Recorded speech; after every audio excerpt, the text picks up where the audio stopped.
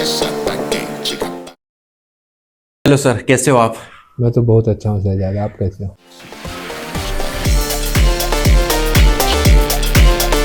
बस अच्छा लगा सर आप हमारे शो पे आए। कुछ हम आपसे ऐसे डिस्कशन करेंगे जो शायद हमारे डॉक्टर्स के भी काम आए, जो हमारी आम पब्लिक के भी काम आए। तो सबसे पहले तो हम जानते हैं सर कि एमएलसी और मेडिको लीगल जो केसेस होते हैं वो क्या होते हैं और इसकी हमें क्यों ज़रूरत पड़ती है। ऐसा है कि अभी डे टू डे प्रैक्टिस में डॉक्टरों की ट्रीटमेंट के साथ साथ मेडिको लीगल केसेस का अभी प्रचलन भी ज़्यादा हो चुका है और इसके नीचे लीगल लायबिलिटी भी डॉक्टर्स के ऊपर बहुत आ चुकी है। ऐसे केसेस जहाँ पे लॉ इन्फोर्समेंट एजेंसी की ज़रूरत पड़ती है कि वो इसमें जजमेंट में उनकी हेल्प करे, वैसे केसेस को डॉक्टरों को इन्फॉर्म करना रहता है legal authority, that means police officers को। ऐसे केस हैं जैसे एक्सीडेंट के केस हो गए, पॉइजनिंग के केस हो गए, बर्न के केस हो गए, हैंगिंग के केस हो गए, मर्डर के केस हो गए। ऐसे केसेस को पुलिस अथॉरिटी को बताना है और उनको इन्फॉर्म करना है राइटिंग में या फिर ओरली कम्युनिकेट करके भी बता सकते हैं। उन केसेस को हम मेडिको लीगल केसेस बोलते हैं। तो ओरली सफिशिएंट होता है हमें? उसका डॉक्यूमेंटेशन करके पुलिस वाले देते नहीं, इसलिए राइटिंग ही बेस्ट मोड है। बेस्ट क्योंकि है। हाँ, ओरली भी कुछ लोग पहले प्रीफर करते थे कि अगर पेशेंट आया है ब्रॉड डेड है तो वो टेलीफोनिक करके बता देते हैं, क्योंकि मॉब या पुलिस के साथ डील करने के लिए उतनी देर मॉब को रोकना पॉसिबल नहीं हो नहीं पाता है। होता है। तो वैसे केस में ब्रॉड डेड में हम टेलीफोनिकली भी बता दिए कि ऐसे ऐसे पेशेंट के रिलेटिव डेड बॉडी लेकर आए थे और अभी वो लेके यहाँ से जा चुके हैं। तो हमको राइटिंग में भेजने में जो टाइम कंज्यूमिंग है वो मीडिया से समय हमारा बच जाता है। तो इसलिए हम वैसे करते हैं। कई बार कुछ बड़े सिटीज़ में जैसे हैं दिल्ली हो गया, पुणे हो गया, कर्नाटक में कुछ बड़े, बेंगलोर हो गया, तो वो ईमेल के जरिए भी एमएलसी रिसीव्ड करते हैं। सर एक मिथ चलती है हमेशा से, या मैंने काफ़ी बार देखा है हमारे कलीग्स को भी, कि वो एमएलसी से या इस केस से बचना चाहते हैं। तो उसका क्या रीज़न हो सकता, और ये कितने हद तक के सही है पेशेंट को लेके भी और हॉस्पिटल या डॉक्टर्स को लेके भी?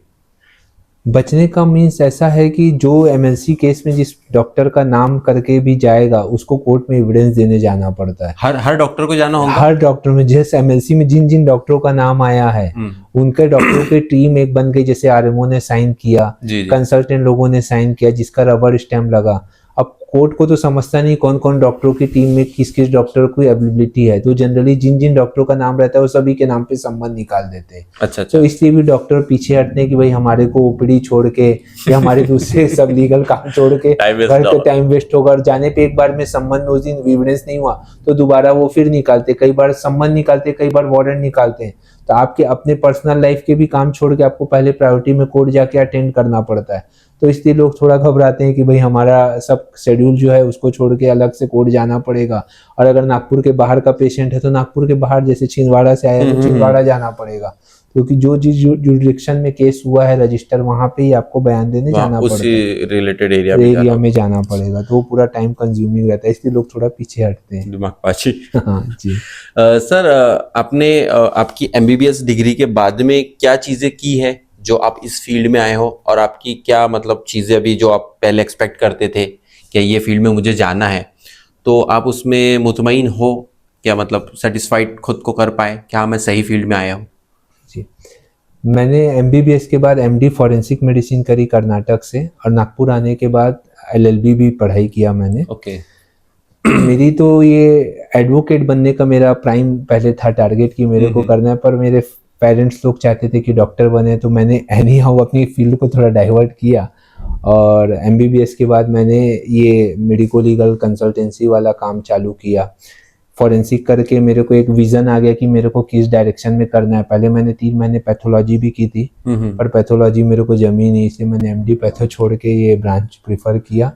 और अभी तो मैं बहुत अच्छा फील करता हूँ कि मेरे को जो है था कि लोगों से एसोसिएट रहूँगा, लोगों की हेल्प कर पाऊँगा, ब्रॉडर एस्पेक्ट में कुछ आगे कुछ नया कुछ कर पाऊँगा। तो वैसे मेरे को विज़न मेरे प्रोफेसरों के द्वारा भी मिला। कर्नाटक में मेरा एजुकेशन बहुत ही अच्छा रहा। मेरे जो पीजी गाइड थे doctor Dharam Rai Ingle, one of the top forensic expert में, तो उनके विजन से मेरे को बहुत कुछ एक्सप्लोर करने मिला।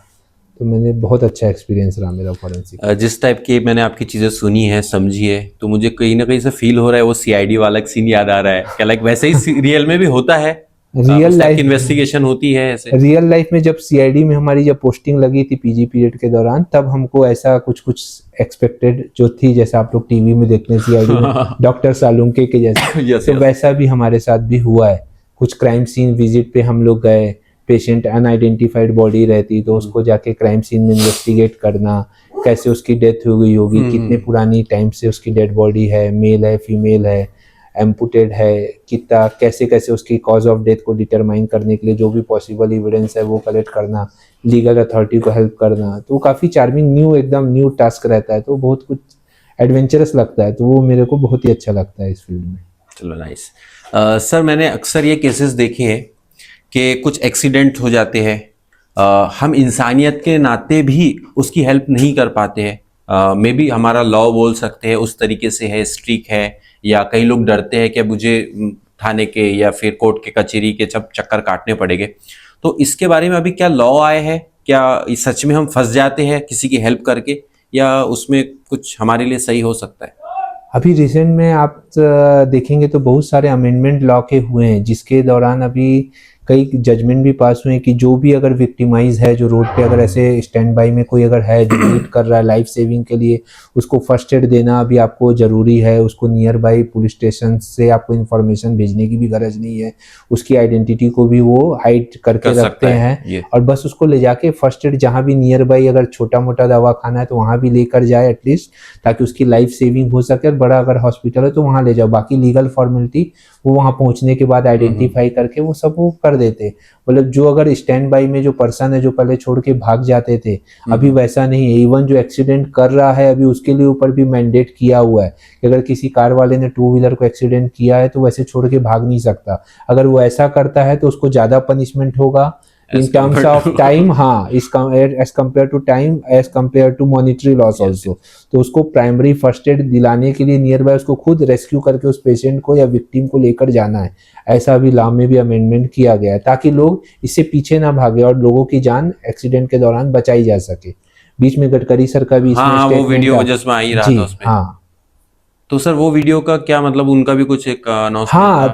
ताकि लोग अभी उनको ऐसे बोले जैसे सुपर कॉप जैसे वो डील कर रहे हैं कि जो लोग ऐसे हमको हेल्प करेंगे हम उनको कुछ मॉनिटरी अवार्ड भी देंगे, ताकि लोगों की लाइफ सुपर हीरो जैसे ही है, ताकि लोग इंसानियत के नाते बाकी लोगों की भी हेल्प कर सके। ये उद्देश्य से ये सब चीजें की जा रही है, वरना लोग पहले हमको पुलिस केस में नहीं फंसना है इस उद्देश्य से सब छोड़ के भाग जाते थे। सर ऐसे केसेस जो आपने देखे हो अपने लाइफ में जो बहुत ज्यादा फनीएस्ट या याद रह गया आपको?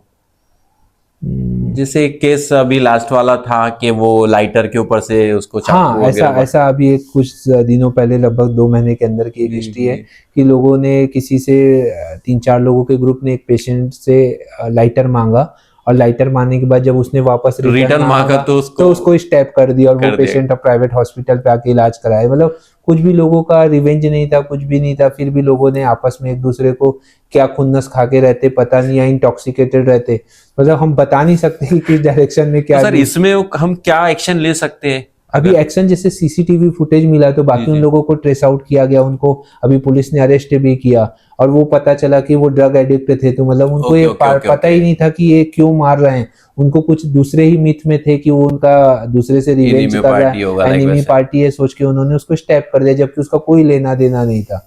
तो वो इतने ज्यादा इंटॉक्सिकेटेड रहते हैं कि उनको कुछ जजमेंट कैपेसिटी ही खत्म हो जाती। तो वैसे ही केस में ये उलझाता। एक लाइफ में मैं जब नया नया नागपुर आया था तब भी एक मेरे को केस याद आता है। एक IIT खड़गपुर का स्टूडेंट था जी। उसकी सेकंड मदर थी, जो उन्होंने उसको पहले गला दबा के और मुंह दबा के पहले मार दिया, और उसके बाद उसको छत से फेंक दिया था। तो बाद में जब वो कैजुअलिटी पे आया तो हमने उसको देखे तो लिप्स को उठा के चेक किया तो वहां पे दिखे उसके साइनोसिस थे, आर्म पे उसके रिस्ट्रेन के नेल मार्क भी थे, गले पे भी नाखूनों के मार्क थे, ऊंचाई से गिरने में नाखूनों का मार्क आना, लिप्स साइनोसिस, ये सब लक्षण नहीं होते, ये सब लक्षण कभी भी नहीं मिलते। तो ऐसे केसेस जो रहते हैं वो फिर चैलेंजिंग हो गए थे। हमने IO पुलिस ऑफिसर को इन्फॉर्म किया, फिर उन्होंने आके तफरीर करी, तो उसके बाद पता चला कि वो केस में मदर ने ही उसको ऐसा किया, क्योंकि उसकी वो सेकंड मदर थी और उनका खुद का भी एक बच्चा था। तो प्रॉपर्टी इनहेरिटेंस बड़ा लड़का ना करे इस उद्देश्य से उसको उसने मार डाला था। कई फैमिलीज में सर ऐसे झगड़े पसाद होते हैं हस्बैंड वाइफ के बीच में जी। तो हमने कई केसेस देखे हैं जो वाइफ अंडर प्रेशर में डर के मारे नहीं बोलती है कि मुझे मारा गया या जी शायद हो सकता है और फैमिली मेंबर ने भी मारा हो, तो इसको हम कैसे आइडेंटिफाई करें कि वो जो लड़की है वो सच बोल रही है या जस्ट किसी के अंडर प्रेशर में आके झूठ बोल रही है?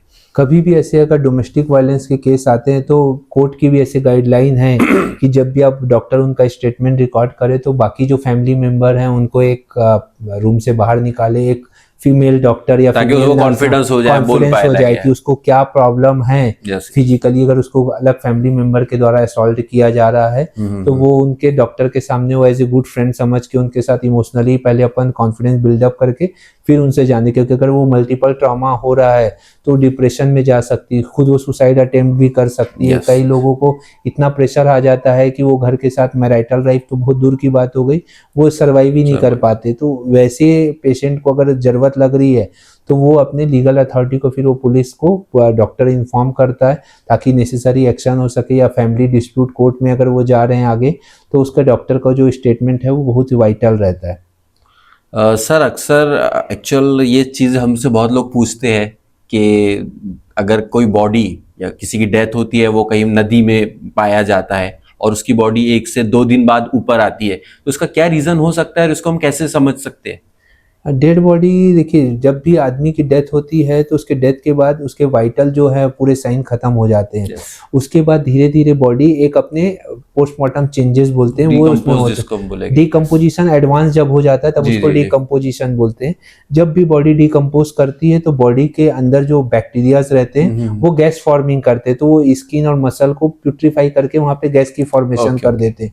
तो एब्डोमेन में, चेस्ट पे, अलग जहाँ पे ज्यादा फैटी टिश्यू है लाइक बलून वाला सिस्टम हो जाता है, जैसे system- गैस उसमें फील करते हैं वो होता है। बिल्कुल बिल्कुल, तो उसके कारण बायोंसी नेचर के कारण बॉडी फिर ऊपर आ जाती है। कई क्राइम सीन में ऐसे ही होता है कि बॉडी पहले मार के फेंक दी गई, 2-3 दिन बाद या ठंड में और थोड़े 5-6 दिन बाद वो फिर बायोंसी के कारण ऊपर आती है, फिर वो क्राइम डिटेक्ट होता है। सर ऐसे क्या लक्षण है जो एक आम इंसान किसी डेड बॉडी को देख के समझ सकता है क्या ये सुसाइडल है या असॉल्ट वाला केस था या किसी ने जानबूझ के करा है, ये कैसे हम समझ सकते हैं? जनरली अगर पेशेंट को अगर देख के आपको ये पता चल रहा है, पेशेंट अगर खुद बता पा रहा है तो सबसे अच्छा। अगर छोटा बच्चा है और उसके अगर बॉडी के एक ही सरफेस में अगर इंजुरीज है तो ये आपको समझ में आ जाएगा कि ये गिरने पड़ने से भी आ सकती है। लेकिन अगर उसके कंट्रालेटरल बॉडी पार्ट भी है, जैसे एक अगर सामने ये चेस्ट में भी है, उसको बैक में भी है, तो ये गिरने पड़ने की संभावनाओं की बहुत रेयर है। दूसरी बात, अगर नेल मार्क है, जैसे मैंने आपको एक पहले बताया कि पेशेंट को, तो वो रिस्ट्रेन करने से या नकोचने से या किसी को पकड़ने से आ सकता है, गला दबाने पे, तो वो चीज़ों को आइडेंटिफाई करना। शार्प कट इंजुरीज हैं तो वो यूजुअली जो बोलते हैं कि घर में नाखून चाकू काटते काटते कट गया, पर अगर वो हैंड के ऊपर है, अगर रिस्ट के ऊपर की इंजुरीज है तो वो हमेशा या तो सुसाइडल हो सकती है या तो फिर असॉल्ट का केस हो सकता है। तो डॉक्टर को ये देखते समय या जो दूसरे भी जनरल पब्लिक को भी देखते समय ये समझ में आ सकता है कि अगर ये शार्प वेपन से यूज हुई है तो ये गिरने पड़ने के कारण नहीं है। हाँ, उस पे किसी की साजिश हो सकती है। बिल्कुल, केसेस को प्रायोरिटी पे डॉक्टर को भी, पुलिस को हमेशा इन्फॉर्म करना चाहिए। जो भी अपने ओपीडी बेसिस में जो ट्रीटमेंट कर रहे हैं, अगर शार्प कट इंजरी का कोई भी पेशेंट आता है, भले ही वो बोले घर से सब्जी काटते भी हो गए, तो भी उसको जरूर बताए, क्योंकि वो बाद में सब्जी नहीं काटा रहता है, पति ने मारा रहता है या सासू माँ ने काटा रहता है। तो वैसे केस को अगर आप इन्फॉर्म कर देंगे तो जब पुलिस केस रजिस्टर करती है तो आपने क्यों नहीं इन्फॉर्म किया करने से आप बच जाते हैं। आपने इन्फॉर्म कर दिया और उन्होंने बाद में कोई एलिगेशन नहीं लगाया, सब्जी काटे का केस है, तो ऑटोमेटिकली वो डिसॉल्व हो जाने वाला है, उसके आगे वो केस नहीं बढ़ने वाला।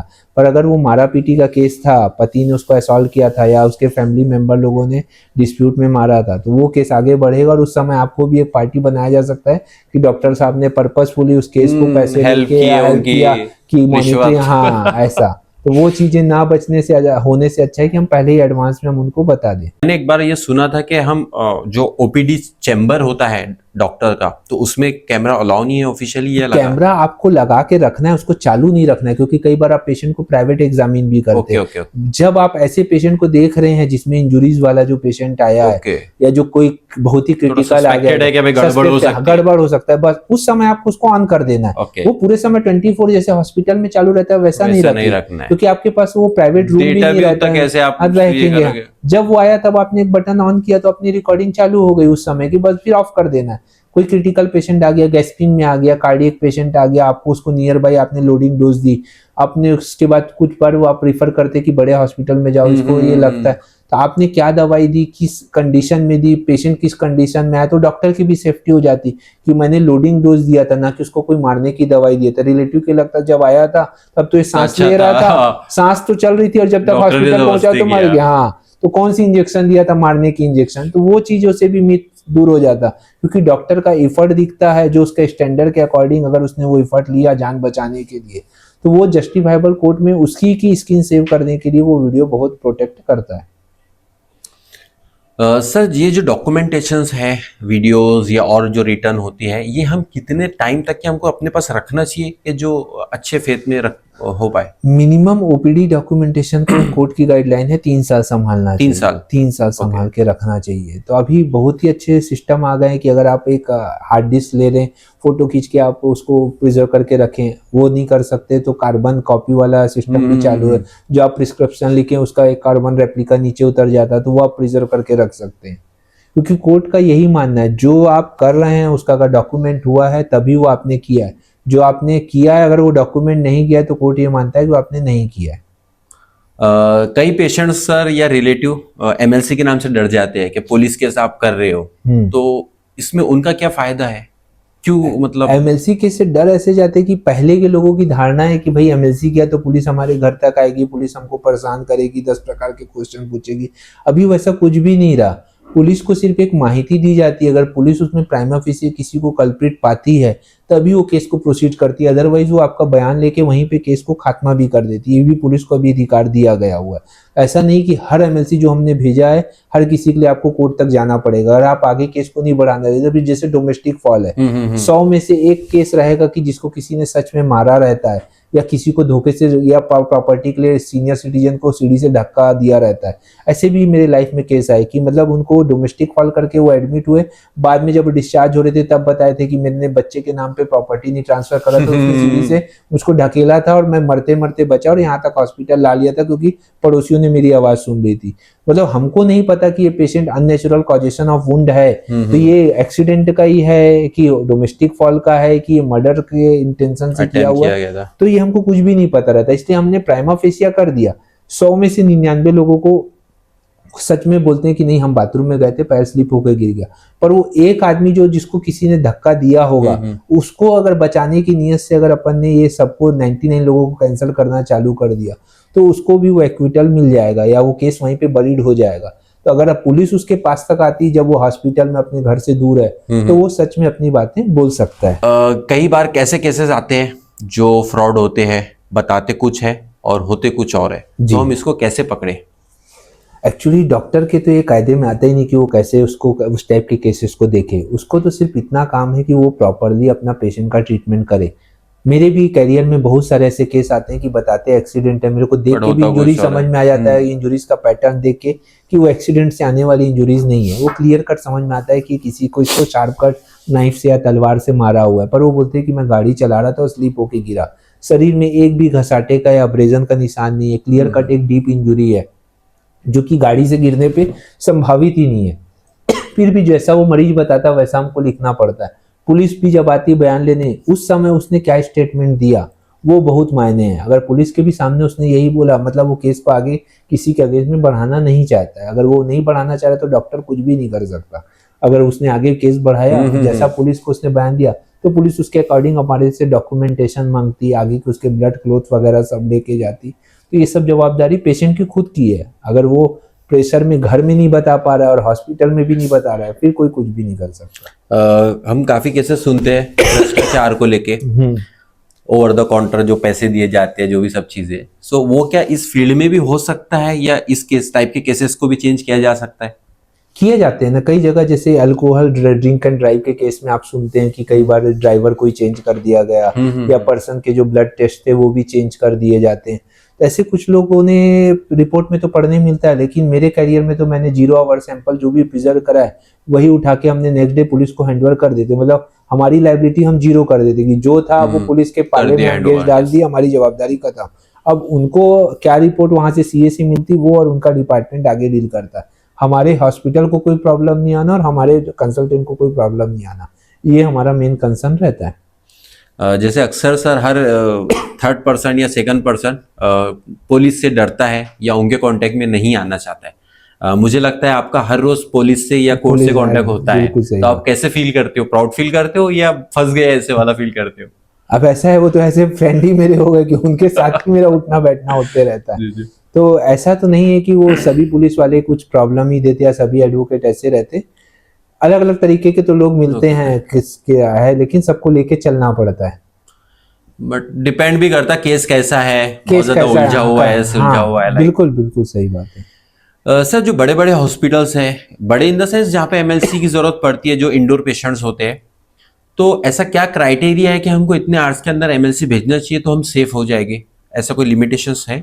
कोर्ट ने तो ऐसी कोई गाइडलाइन नहीं दी कि इस टाइम के अंदर ही इतना केस भेजना है, पर जनरली क्या होता है कि हॉस्पिटल में पेशेंट एडमिट होता है, एक उनके प्रोटोकॉल बने रहते हैं कि पेशेंट आया तो ये ड्यूटी डॉक्टर में जो उस ड्यूटी के दौरान है उसने उसको एग्जामिन किया, उसने प्रॉपर हिस्ट्री ली, तो उसके द्वारा ही वो एमएलसी रिटर्न में इन्फॉर्म करके भेज दी जाए। तो इससे क्या होता है कि चांसेस ऑफ एरर बहुत कम हो जाती है और वो टाइमली इन्फॉर्म हो जाती है। अगर वो मिस हो गया, पेशेंट ऑपरेट हो गया, पेशेंट बेड हो गया और अपन ने एमएलसी नहीं भेजी, तो पुलिस अपने ऊपर भी कार्रवाई कर सकती है कि क्यों आपने टाइमली इन्फॉर्मेशन नहीं भेजी थी। समझिए कोई डाउरी डेथ का केस आया आपके पास, बर्न का, उसको किसी ने मारा है या जलाया और आपने इन्फॉर्मेशन ही नहीं भेजी 2 दिन तक और पेशेंट मर गई, तो तब पुलिस तक को कैसे पता चलेगा कि वो yes. केस था? मतलब आपने पहले भेजे तो आप सेफ हो गए। बिल्कुल, आपको आपकी जितनी responsibility। जल्दी, मतलब life saving procedure first priority first आपकी। priority। पेशेंट को स्टेबलाइज करने के बाद उससे नेसेसरी इन्फॉर्मेशन पूछ के, रिलेटिव से पूछ के आपको वो information near by police station में आपको इन्फॉर्म कर देना है। फिर पुलिस अपना डिपार्टमेंट के अकॉर्डिंग जिनको स्टाफ को भेजना है वो भेज के उसका बयान करा लेती। पेशेंट की भी हालत धीरे धीरे कई बार हेड इंजुरी का होती है, डिटोरेट होते घसट जाती जाती है, है। बर्न में है तो उसको एडिमा डेवलप Yes। होता है, डिटोरेट होता है तो बोल नहीं पाता। तो जितना वाइटली टाइम का ऐसे केसेस में इंपॉर्टेंस है, तो वो जल्दी से जल्दी बयान उसका हो जाए, उसमें ही डॉक्टर अपनी सेफ्टी कर सकता है। ऐसे कोई केस सर जो बहुत ज़्यादा उलझ गए हो, अभी तक के सुलझे नहीं हो, तो इस केस में हम क्या एक्शन ले सकते हैं और हमको कैसे बचना चाहिए? अभी कई ऐसे केस रहते हैं जिसमें डॉक्टरों के ऊपर नेग्लिजेंस केसेस डाल दिए जाते हैं। डॉक्टर कई बार इनोसेंटली सब कुछ करते हैं लेकिन वो डॉक्यूमेंट नहीं करते नहीं हैं। करते। जो चीज़ कोर्ट यही बोलता है कि जो चीज़ आपने डॉक्यूमेंट नहीं किया तो वो चीज़ आपने नहीं किया। तो मेरा तो सभी डॉक्टरों को यही सजेशन है कि जो भी आप प्रोसीजर करते हैं या जो भी आप कंसेंट लेते हैं उसको प्रॉपर डॉक्यूमेंट कीजिए, ताकि वो जो डॉक्यूमेंट आपका किया हुआ है वही आपको सेव कर पाएगा। ज़्यादा कॉम्प्लिकेटेड केस लग रहा है तो उसका ऑडियो विजुअल रिकॉर्डिंग भी प्रिजर्व करके रखिए। वो उलझने के बाद उसको सुलझाना बहुत मुश्किल जाता है। जो सर अभी बहुत ज़्यादा हॉस्पिटल्स में डॉक्टर के साथ में असॉल्ट हो रहा है, इसको लेके क्या गवर्नमेंट के लॉस हैं? गवर्नमेंट ने बहुत स्ट्रिक्ट गाइडलाइन दी हुई है कि डॉक्टर्स के अगर अगेंस्ट में अगर किसी ने असॉल्ट किया या डॉक्टरों से मिसबिहेव किया या वहाँ पे हॉस्पिटल के प्रीमाइसिस में तोड़फोड़ भी किया तो उसको पनिशमेंट भी है, फाइन भी है। फाइन भी है। तो इस टाइप की चीजें हो गई। अभी लोगों को, डॉक्टरों को डॉक्टर ही समझना चाहिए, भगवान नहीं समझना चाहिए। वो क्या सोचते हैं कि हम क्रिटिकल पेशेंट को लास्ट स्टेज तक में भी लाए, पहले हमने प्रॉपरली उसको ट्रीटमेंट नहीं भी कराया लेकिन लास्ट में एकदम क्रिटिकल में भी लाया तो डॉक्टर ने कैसे तैसे उसको बचाना ही पड़ेगा, कोई मरना नहीं चाहिए। तो लोग कोई अमृत पी के नहीं आए हैं, सबको मरना है, लेकिन कब कौन मरेगा ये कोई नहीं जानता। डॉक्टर अपना बेस्ट करता है किसी भी मरीज को बचाने के लिए, लेकिन अगर मिसफॉर्चून होना ही है, उसको जाना ही है, तो उसमें डॉक्टर और डॉक्टर का हॉस्पिटल या स्टाफ की कोई जिम्मेदारी नहीं बनती। हर किसी को पता हुआ है कि हमने किस कंडीशन में पेशेंट को लाया है। अल्कोहल पीने वाला 15 सालों से अल्कोहल पी रहा है, सिरोसिस से उसको परेशान है, अब उसके पूरे एंजाइम्स बिगड़े हुए हैं और 3 दिन आईसीयू में रखने के बाद मरता है। 3 दिन में सब ठीक 3 हो दिन जाना में चाहिए। मर जाता है तो हॉस्पिटल को तोड़ फोड़ कर रहे हैं, हॉस्पिटल के डॉक्टरों को एलिगेशन लगा रहे हैं कि हमने लाया आपकी था, वजह मरी। से। 15 साल जब वो दारू पी रहा था तब उसकी हालत के लिए घर वालों ने चिंता नहीं जताई। 3 दिन में जब हॉस्पिटल में आईसीयू में मर गया तो बोलते हैं कि डॉक्टर तुमने ध्यान नहीं दिया। अरे डॉक्टर कैसे ध्यान देगा जब 15 साल तुमने ध्यान नहीं दिया?